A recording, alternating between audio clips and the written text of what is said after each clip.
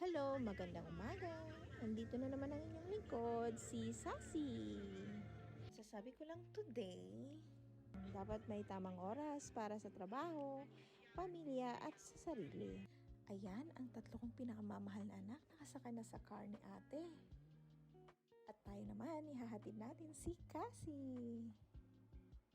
Ngayon nandito na kami sa may river, so malapit na kami makarating sa school niya.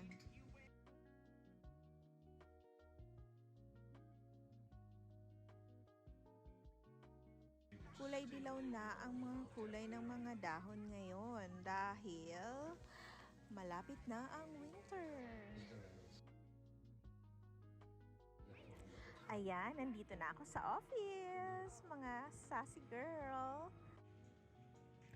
Okay, work mode na tayo, mga sassy girl. At mamaya, susunduin ko na naman ang aking pinaka-paboritong anak na si Cassie.